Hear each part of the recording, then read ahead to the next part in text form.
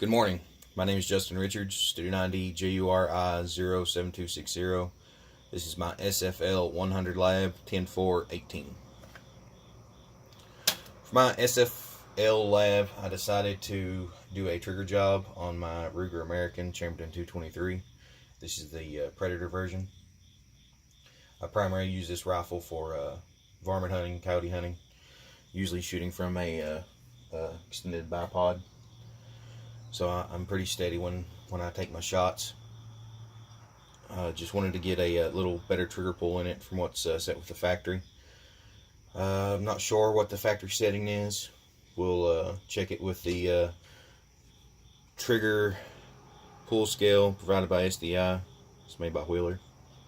So we'll get a factory reading first to see where our trigger pull's at, and then we'll go ahead and we'll adjust it down. I went ahead and ordered a spring here from Old Beaver Gunsmith. Found this on Amazon. $29.99 just for that little spring. So it's just a drop-in spring. It says it requires no fabrication, so we'll see. There is a do-it-yourself method when it comes to doing these trigger jobs. Some gunsmiths or do-it-yourselfers like to take the spring out, cut off some coils, or file down the spring to get a certain trigger pull weight. To me, that method isn't really exact, and if you do it a lot, I'm pretty sure you could eventually realize where you need to cut the coils down to, or where you need to file the spring down to. But with this method, sure, it was $30, but if I don't like the reading on this spring on the trigger pull, then I can always take out my factory one that I haven't modified anyways, and go ahead and drop it back in. So no harm, no foul on that. First thing to do before working with any firearms, of course, is make sure the firearm's clear. So go ahead and we put the bolt back. We go ahead and visually and physically inspect the chamber. Make sure there's nothing in there. Next, we're going to go ahead and we're going to get our trigger reading, or trigger pull reading. Set it in the vise. Firearm on fire. Okay, so we'll go ahead and we'll get our first reading. Going to make sure that this reader here is down next to the spring. So we'll go ahead and we'll get a reading.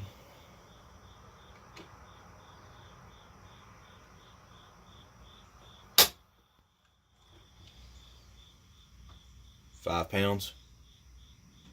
Camera to focus.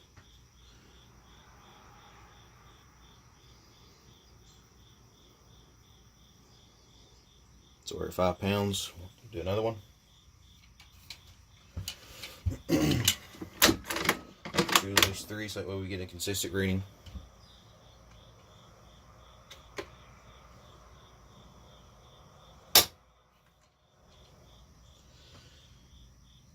About 5.5, 6 pounds on that one.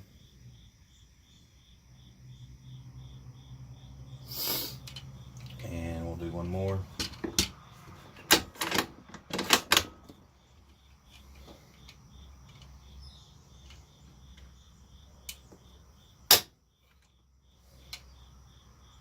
£5.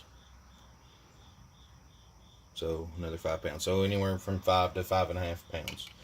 So dropping it down to 1.5 is a significant drop. So we're dropping it down probably about a 4-pound trigger pull. So we're going to be dropping it down fairly good bit. So I haven't shot this rifle that much, so learning how to where my trigger pull, my brake, and everything's at on 1.5 pounds would be just like shooting a new firearm. Alright, so the first thing we're going to do is we're going to remove the bolt.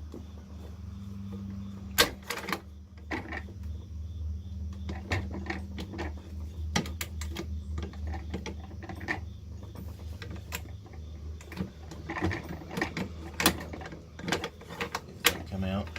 Start able to hear this awkward angle. There we go. So we'll go ahead and we'll remove our bolt.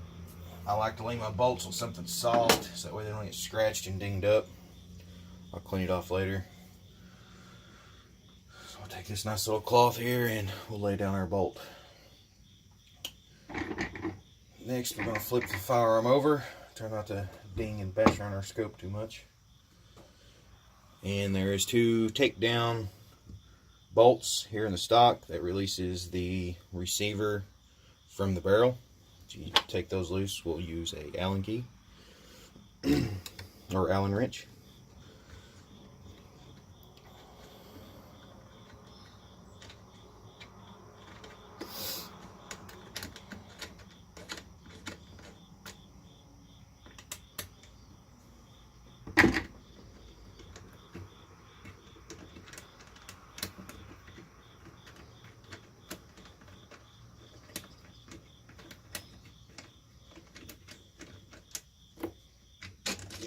Look, that should pop out.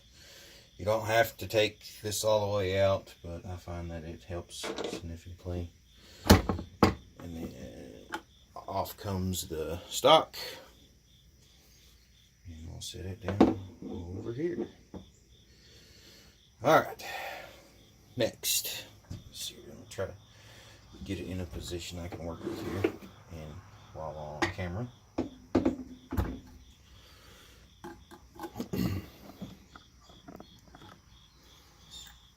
The next thing that we need to do is that there is a C clamp on this pin on one side only. That needs to come off, and then our trigger will come out.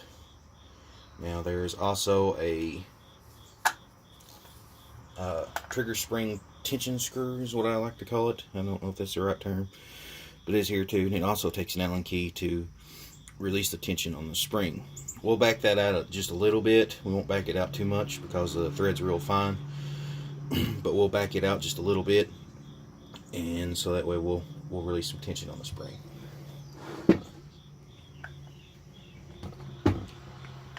Okay. Again, I'm trying to work on this and getting it on camera is 2 different things.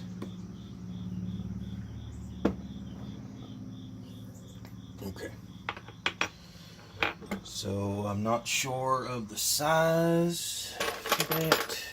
So I have a plethora of Allen wrenches in here. But we'll find the right one eventually.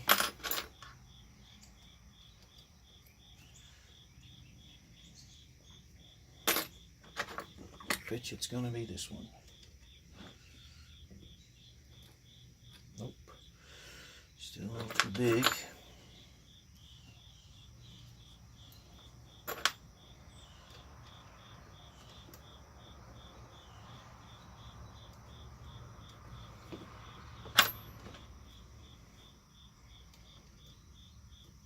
And they're too big or too small, nothing right. In here, and I'll find another one.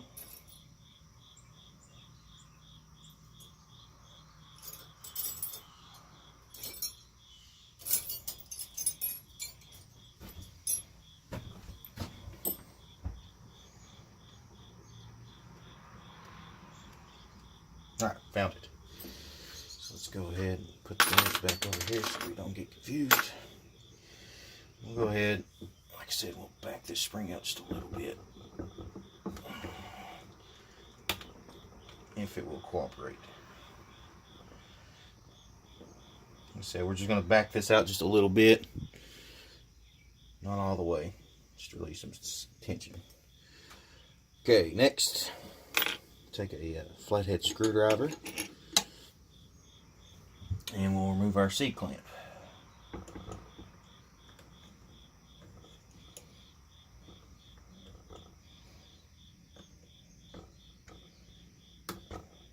Okay, now the C-clamp is removed. See where I'm at? There I am.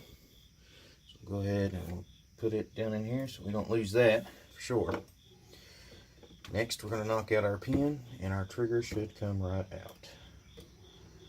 Pin comes out one way only.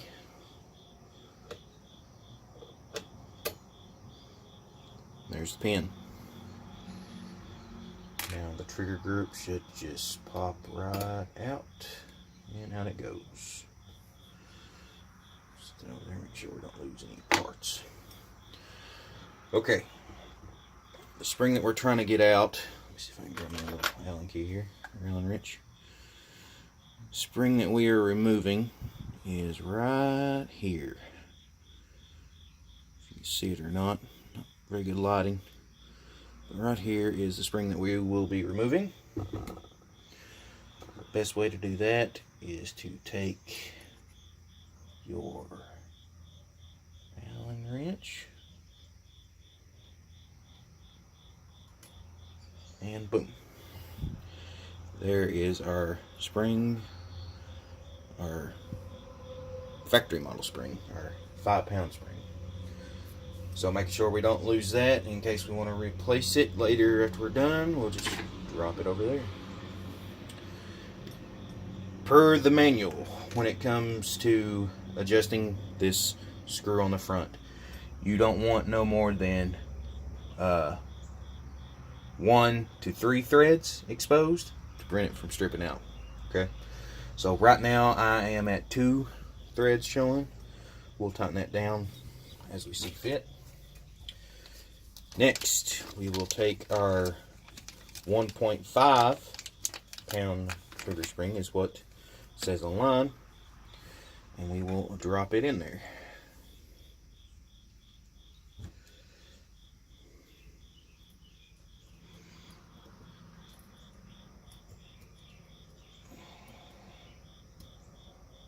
And in it goes. Pretty simple. It's a lot better than filing and cutting away at something, in my opinion. You know, granted it was $30, but still, I think it's a little bit better than having to spend time filing and chipping away at something. Alright, reverse order. Taking our trigger group, dropping it right in there, no problem. Okay. Our take it down pin. Gotta make sure all the holes line up right. Nope, again, one way only. And in goes our pin. Flip it back over. Getting this little C-clamp back on. Can sometimes be a challenging task, but maybe it will cooperate. Sometimes you can use pliers, but we'll go ahead and screwdriver. Okay, so C-clamp is installed, pin's installed, trigger's installed, new spring is installed.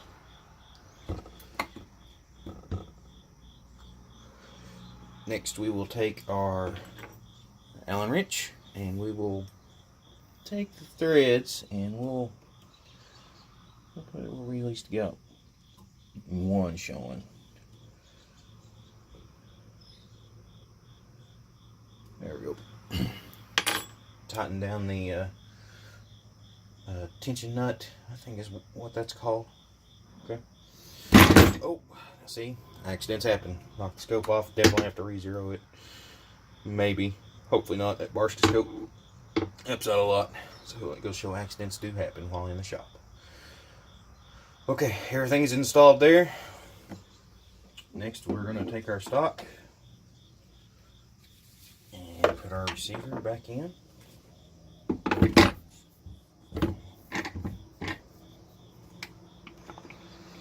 Should drop right down in there, no issues.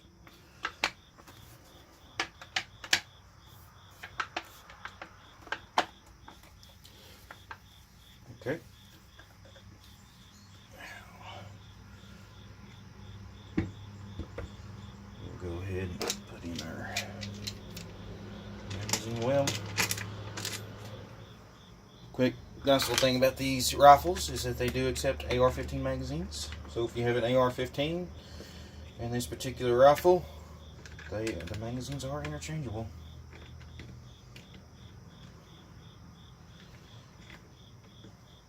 It's even got the AR style mag release on it. It's kind of recessed, but still works out fine. Look at these hand tight. Don't want to get them factory tight. I want to make sure everything is caught, and I just dang near knocked my camera. See there? Got an issue right there. It's not down all the way. So we're going to have to fix that.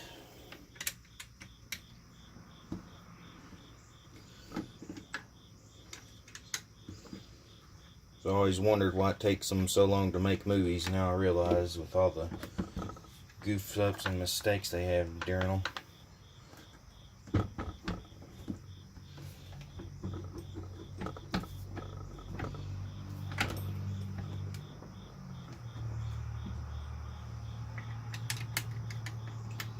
I figured getting the stock back on is going to be the hardest part.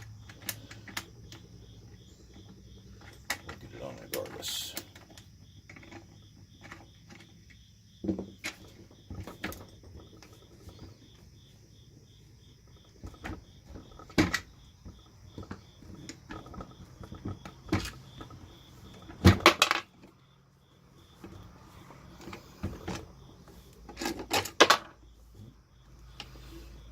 Bolts and nuts flying everywhere.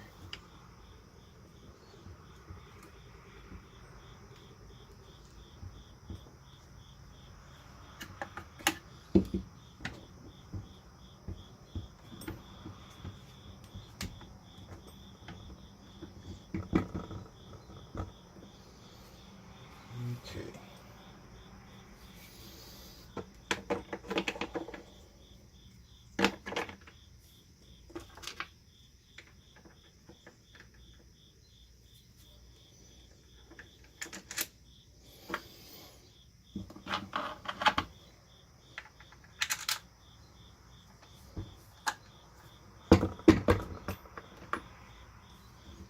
Awkward, awkward, awkward.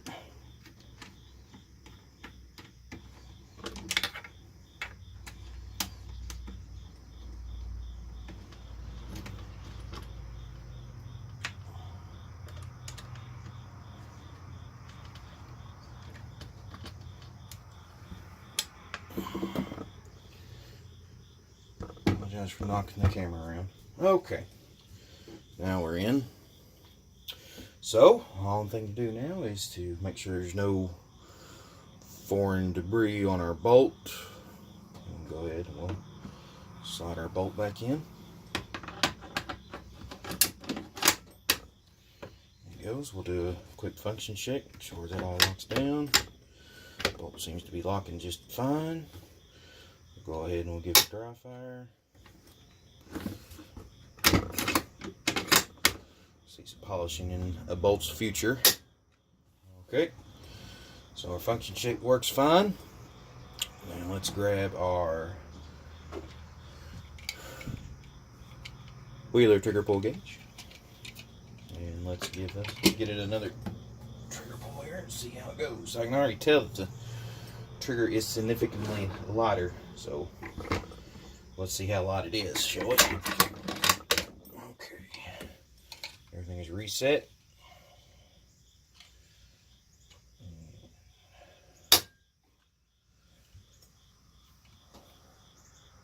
£3. Not bad. Let's try that again. At least it wasn't 1.5, so that's always a plus. I was kind of hoping for maybe a 2, but 3's not bad. Reset it. Another try here. 3 again. And one more try just to make sure of consistency.